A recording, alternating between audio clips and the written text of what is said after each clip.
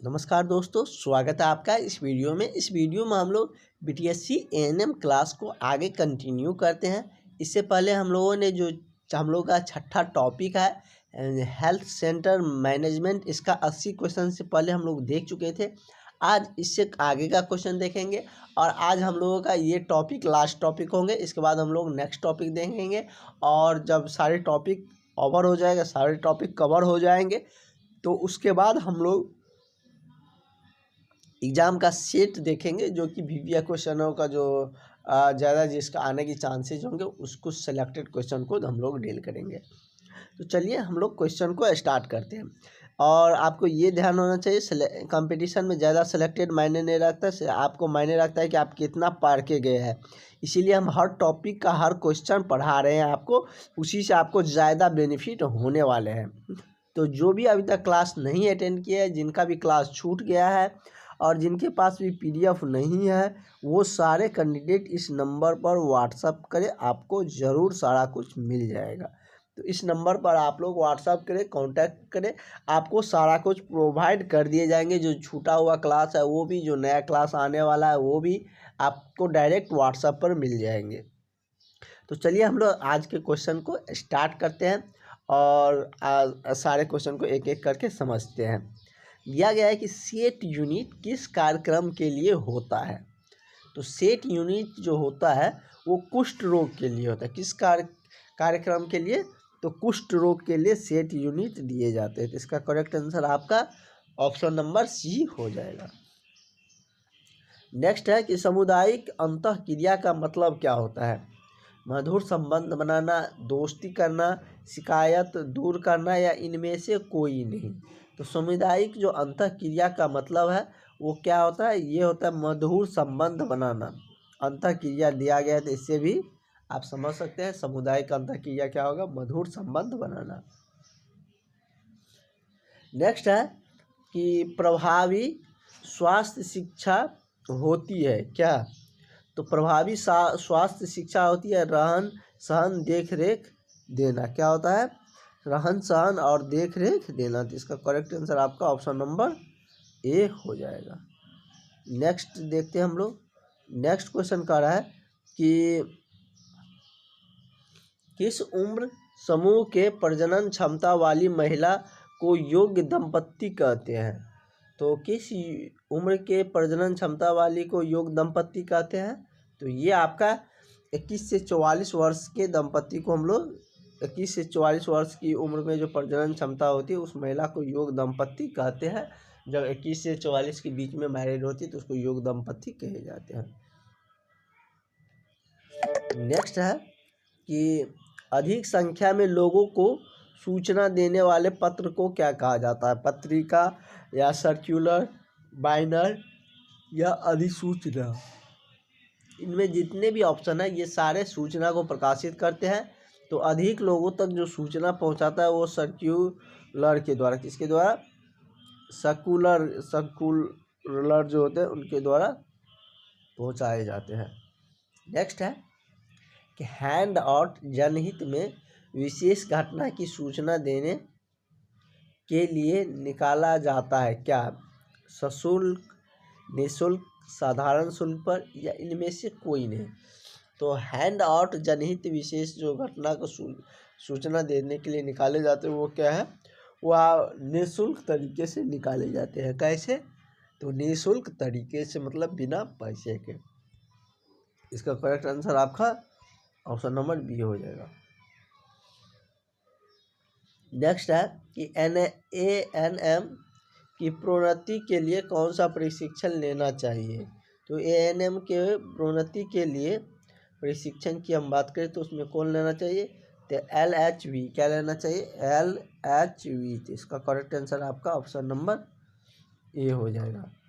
Next है LHV का विभागीय प्रशिक्षण कितनी अवधि का होता है। तो LHV का जो विभागीय प्रशिक्षण होती है वो आपका 6 माह का होता है। कितना का? 6 माह का। इसका करेक्ट आंसर आपका ऑप्शन नंबर ए हो जाएगा। नेक्स्ट है कि वेल बेबी क्लिनिक का नया है क्या? वेल बेबी क्लिनिक का नया नाम क्या है? तो वेल बेबी क्लिनिक का जो नया नाम है वो क्या होती है? वो अंडर 5 क्लिनिक होती है। क्या होती है? Under 5 clinic. नेक्स्ट क्वेश्चन है कि इसके अभाव में अंतःक्रिया होने की संभावना नहीं है। किसके प्रभाव में अंतःक्रिया नहीं होती? संपर्क, संचार या दोनों या इनमें से कोई नहीं। तो किसके प्रभाव में नहीं होती है? तो ये आपका संपर्क और संचार दोनों के प्रभाव में अंतःक्रिया संभव नहीं होती है। नेक्स्ट क्वेश्चन हम लोग देखते हैं। अगला क्वेश्चन कह रहा है कि जिला जन स्वास्थ्य नर्स के लिए प्रशिक्षण लेना होता है कहाँ पे? जिला जन स्वास्थ्य प्रशिक्षण के लिए कहाँ पर जन स्वास्थ्य के लिए जो नर्स का प्रशिक्षण दिया जाता है वह कहाँ दिया जाता है? LHB में या GNM में या PHN में? तो ये जो दिया जाता है वो कहाँ पर दिया जाता है? तो ये आपको PHN में दिया जाता है। कहाँ दिया जाता है नर्स को प्रशिक्षण? PHN में दिया जाता है। तो इसका करेक्ट आंसर आपका ऑप्शन नंबर सी हो जाएगा। नेक्स्ट है कि ग्रामीण बैठक हमेशा आयोजित करनी चाहिए। ग्रामीण बैठक कहाँ पर आयोजित करनी चाहिए? किसी बंगले पर, मुखिया के घर पर, सामाजिक स्थल पर या उपकेंद्र पर? तो ये जो सामाजिक बैठक जो होती है वो हमेशा सामाजिक स्थल पर करना चाहिए। कहाँ पर? सामाजिक स्थल पर। नेक्स्ट है कि ग्रामीण स्वास्थ्य स्वच्छता समिति का प्रावधान होता है क्या? BDO, मुखिया, सरपंच या स्वास्थ्य कार्यकर्ता? इसका जो समिति का जो प्रधान होता है वो कौन होता है? तो ये मतलब कि मुखिया होते हैं। नेक्स्ट है कि ANM को स्थानीय भाषा बोलने से ज़्यादा फायदा होता है, काम अधिक होता है, पूछ अधिक होती है या अंतःवाय जो वायसिक संबंध बढ़ता है या इनमें से कोई नहीं? इसका करेक्ट आंसर की हम यदि बात करें तो वो क्या हो जाएगा? आपका ऑप्शन नंबर सी हो जाएगा। नेक्स्ट क्वेश्चन हम लोग देखते हैं। नेक्स्ट क्वेश्चन आपका क्या कह रहा है? कह रहा है गृह भेंट के दौरान किसका शिकवा शिकायत सुनने पर ध्यान से सुनना चाहिए, मतलब या नज़रअंदाज करके या समझा के या शिकायत नोट कर लेना चाहिए? तो ये क्या होनी चाहिए? जब आप गृह भेंट करने के लिए जा रहे हैं, सबके घर घर मिलने जा रहे हैं, तो शिकवा शिकायत जो सुनने पर मतलब कि क्या होनी चाहिए उसका कि ध्यान से उसको मतलब कि सुनना चाहिए। नेक्स्ट है कि देश की जनगणना होती है कितने वर्षों पर? तो देश की जनगणना 10 वर्षों पर होती है। पिछली देश की जो जनगणना हुई थी 2011 के बाद अभी तक नहीं हुआ है। नेक्स्ट है कि और पहला जो हुआ था आई थिंक 1889 के आसपास में, अंग्रेज के समय में ही पहला हुआ था। अभी और लास्ट वाला जो जनगणना हुआ है पूरा भारत में वो 2011 में ही हुआ है। कारण कि भारत में अंतिम जनगणना हुई थी कब? तो 2011 हम आपको बता ही दिए हैं। तो इसका करेक्ट आंसर क्या हो जाएगा? आपका ऑप्शन नंबर सी हो जाएगा। नेक्स्ट क्वेश्चन हम लोग देख लेते हैं। नेक्स्ट क्वेश्चन क्या कह रहा है? नेक्स्ट क्वेश्चन कह रहा है कि बच्चों को टीका शेड्यूल के अनुसार सभी टीके पर जाना चाहिए क्या? 1 वर्ष के अंदर या 3 वर्ष के अंदर, 5 वर्ष के अंदर या 7 वर्ष के अंदर? तो कितने वर्ष के अंदर पर जाना चाहिए? तो इनको लगभग क्या कहते हैं, इसका मतलब जो सभी टीके हैं वो 3 वर्ष के अंदर में पड़ जाने चाहिए। तो इसका करेक्ट आंसर आपका ऑप्शन नंबर बी हो जाएगा। नेक्स्ट क्वेश्चन हम लोग देखते हैं। नेक्स्ट क्वेश्चन कह रहा है कि 5 रोगों के निदान के लिए निकले टीके का क्या नाम है? तो 5 रोगों के निदान के लिए जो निकले टीके का नाम है वो क्या है? पेंटावायलेंट टीका। क्या है? पेंटावायलेंट टीका। अगला है कि बच्चा 12 वर्ष से ज़्यादा हो गया, कोई टीका नहीं पड़ा, तो आप कौन सा टीका दे सकते हैं? तो उस टाइम उसको जो टीका दिया जाता है वो कौन सा टीका दिया जाता है, तो उसको मतलब कि जैसे इस अनुसार जो टीका दिया गया वो नहीं मिलता है, तो इसका कोई आंसर नहीं होगा, तो इसका ऑप्शन ये हो जाएगी। जैसे BCG टीका भी नहीं दिया जाता है, जन्म के समय में नहीं दिया जाता है। नेक्स्ट है कि बैक्टीरियल जो मेनिंजाइटिस प्लस निमोनिया युक्त रोग का नाम है क्या, तो इस रोग का जो नाम है वो क्या है, हिब। क्या नाम है, हिब। इसका करेक्ट आंसर क्या हो जाएगा, ऑप्शन नंबर आपका सी हो जाएगा। नेक्स्ट क्वेश्चन कर रहा है कि हिब रोग से बचाव के टीके पड़ जाने चाहिए क्या, 1 वर्ष के अंदर, 3 वर्ष के अंदर, 5 वर्ष के अंदर या 7 वर्ष के अंदर। तो हिब रोग से बचाव के जो टीके पड़ जाने चाहिए वो कब तक पड़ जाने चाहिए, तो 1 वर्ष के अंदर पड़ जाने चाहिए। कितने वर्ष, तो 1 वर्ष के अंदर। नेक्स्ट क्वेश्चन देखते हैं। नेक्स्ट क्वेश्चन क्या कह रहा है, नेक्स्ट क्वेश्चन कह रहा है कि भारत में परिवार नियोजन का प्रबंध करती है क्या, कितने वर्षों के लिए। तो भारत में परिवार नियोजन का जो प्रबंध करती है वो कितने में करती है, तो ये मतलब केंद्रीय सरकार द्वारा परिवार नियोजन का प्रबंध करती है। तो इसका करेक्ट आंसर आपका ऑप्शन नंबर बी हो जाएगा। नेक्स्ट है कि उपकेंद्रों में कर्मचारी की संख्या है, उपकेंद्र में कर्मचारी की संख्या कितनी होती है, उपकेंद्र में कर्मचारी की संख्या 3 होती है। नेक्स्ट है कि प्राथमिक स्वास्थ्य उपकेंद्र की वरीयता क्षमता क्या है, तो प्राथमिक स्वास्थ्य केंद्र की वरीयता क्षमता जो होती है वो आपका 5 होती है। कितने होती है, 5 होती है। तो इसका करेक्ट आंसर आपका ऑप्शन नंबर ए हो जाएगा। नेक्स्ट है प्राथमिक स्वास्थ्य केंद्र के अधीन उपकेंद्रों की संख्या है, प्राथमिक स्वास्थ्य केंद्र के अधीन उपकेंद्रों की संख्या कितनी होती है, ये आपके 5 से 6 होती है। कितनी होती है, तो 5 से 6 होती है। इसका करेक्ट आंसर आपका ऑप्शन नंबर बी हो जाएगा। नेक्स्ट है महिला स्वास्थ्य कार्यकर्ता के अंतर्गत आते हैं क्या, तो महिला स्वास्थ्य कार्यकर्ता के अंतर्गत आते हैं प्रोमोटिव स्टाफ। कौन आते हैं, प्रोमोटिव स्टाफ। इसका करेक्ट आंसर ऑप्शन नंबर आपका बी हो जाएगा। नेक्स्ट है आशा का भुगतान होता है कैसे, मतलब आशा का भुगतान होता है वैतनिक के आधार पर, अवैतनिक के आधार पर या कार्य के आधार पर। तो आशा का जो भुगतान होता है वो कैसे होते हैं, तो वो आपका कार्य के आधार पर होते हैं। नेक्स्ट है आशा को मासिक प्रतिवेदन देना होता है, आशा को मासिक प्रतिवेदन कितने मतलब कब देना होता है, चिकित्सीय प्रभारी को या ANM को या मुखिया को या इनमें से कोई नहीं। तो आशा को जो मासिक प्रतिवेदन रिपोर्ट देना होता है वो मतलब किसको देने होते हैं, तो ये मुखिया को देना होता है। नेक्स्ट है उपकेंद्र में महिला स्वास्थ्य कार्यकर्ता का पर्यवेक्षक होता है कौन, तो उपकेंद्र में महिला स्वास्थ्य कार्यकर्ता का जो पर्यवेक्षक होते हैं वो कौन होता है, तो स्वास्थ्य सहायक। कौन होता है, स्वास्थ्य सहायक। इसका करेक्ट आंसर आपका ऑप्शन नंबर बी हो जाएगा। नेक्स्ट क्वेश्चन की तरफ हम लोग बढ़ते हैं। नेक्स्ट क्वेश्चन कह रहा है कि MP जांच किस रोग के लिए किया जाता है, क्षय रोग या मियादी बुखार या मलेरिया या हैजा। तो यह किसके लिए दिया जाता है, तो ये मलेरिया के लिए दिया जाता है। किसके लिए, मलेरिया के लिए। कह रहा है कि आरंभिक स्वास्थ्य केंद्र में कितने कर्मचारी होते हैं, प्रारंभिक में। तो प्रारंभिक स्वास्थ्य केंद्र में जो कर्मचारी होती है वो कितनी होती है, तो लगभग 17 प्रारंभिक स्वास्थ्य केंद्र में कर्मचारी को रखा जाता है। नेक्स्ट है कि CHC का सबसे महत्वपूर्ण कारक क्या होती है, तो CHC का सबसे प्रमुख कारण की हम बात करें तो वो क्या होती है, गृह भेंट होती है। क्या होती है, गृह भेंट होती है।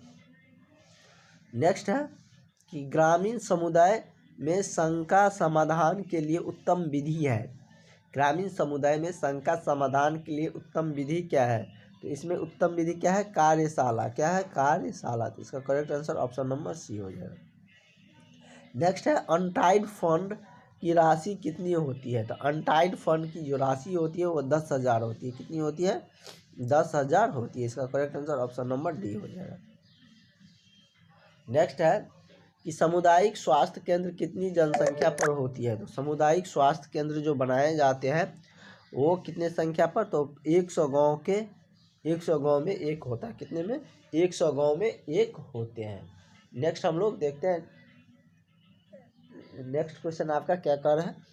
नेक्स्ट क्वेश्चन कह रहा है कि रेफरल प्रणाली में रोगी को किया जाता है, मतलब रेफरल प्रणाली जो होती है उसमें रोगी को कहाँ क्या किया जाता है, अच्छे और अस्पताल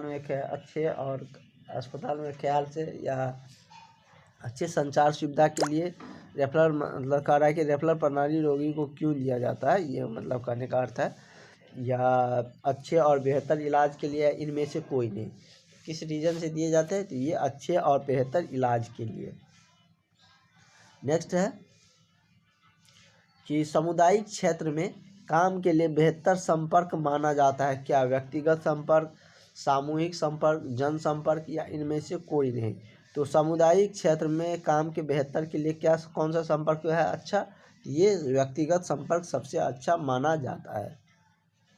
नेक्स्ट है संचार कम्युनिकेशन की प्रकार नहीं होती है। संचार कम्युनिकेशन के प्रकार क्या नहीं है, इसका प्रकार सक्रिय एवं निष्क्रिय, एक्टिव और इनएक्टिव नहीं होती है। तो इसका करेक्ट आंसर आपका ऑप्शन नंबर बी हो जाएगा। नेक्स्ट है, नेक्स्ट क्वेश्चन कह रहा है कि रिपोर्ट को अच्छी प्रकार से परिभाषित किया जाता है, मतलब कि नेक्स्ट क्वेश्चन कह रहा है कि भंडारण स्टोरेज करने पर सबसे अधिक अस्थिर विटामिन होता है कौन, D vitamin D, vitamin E, vitamin A, vitamin C. तो भंडारण स्टोरेज करने पर जो सबसे अस्थिर विटामिन होती है वो कौन सी होती है, विटामिन सी होती है। और डी की हम बात करें तो डी के रिगार्डिंग में हम लोगों ने आंसर देखे, अब एक क्वेश्चन देखे थे कि वह मतलब कह रहा है कि रिपोर्ट की अच्छी प्रकार से परिभाषित किया जाता है। आप लोगों को व्हाट्सएप करने कहते हैं, आप लोग कॉल कर देते हैं, क्लास लेने में भी दिक्कत होने लगती है। दो व्यक्तियों के मध्य पारस्परिक चाहत या वार्तालाप में सुगमता द्वारा या पारस्परिक विश्वास एवं अनुबल द्वारा, या इनमें से कोई नहीं। तो रिपोर्ट की जो अच्छी प्रकार से परिभाषित किया जाता है वो क्या है, तो वो आपका कि पारस्परिक विकास एवं मनोबल द्वारा किए जाते थे। इसका करेक्ट आंसर ऑप्शन नंबर आपका सी हो जाएगा। नेक्स्ट है सूचनाओं तथा तथ्यों का संकलन किया जाता है सर्वेक्षणकर्ता द्वारा या एएनएम द्वारा या स्वास्थ्य निरीक्षण द्वारा या आशा द्वारा। तो ये किसके द्वारा किया जाता है, तो ये मतलब किए जाते हैं सर्वेक्षणकर्ता द्वारा। तो इसका करेक्ट आंसर आपका ऑप्शन नंबर ए हो जाएगा। नेक्स्ट क्वेश्चन हम लोग देख लेते हैं कि ग्रीवेंट के 3 सिद्धांत है। तो ग्रीवेंट के 3 सिद्धांत क्या क्या है, तो ग्रीवेंट का जो 3 सिद्धांत है वो पर्व त्यौहार में मतलब कि इसमें दिया गया है कि जैसे इसमें आप देखें तो प्रत्येक घर घर जाकर काम करना या कार्य योजना के अनुसार काम करना। तो ग्रीवेंट का यही कार्य होता है कि कार्य योजना के अनुसार कार्य करना। नेक्स्ट है कि संचारी रोगी को फैलने से रोकने का उपाय क्या है। तो संचारी रोगी को फैलने से बचने का जो उपाय है वो कौन सा उपाय है, तो ये है मतलब कि सार्वजनिक शिक्षा भी होता है, जनसमूह टीकाकरण भी है, पृथक्करण भी है। इसका करेक्ट आंसर आपका ऑप्शन नंबर डी हो जाएगा। नेक्स्ट है कि दंपत्ति सर्वेक्षण आवश्यक है। तो दंपत्ति सर्वेक्षण आवश्यक है किसके, परिवार नियोजन कार्यक्रम के लिए। नेक्स्ट है कि संप्रेषण को प्रभावित करने वाला कारक क्या है। तो संप्रेषण को प्रभावित करने वाला कारक क्या है, बहरापन एवं पागलपन।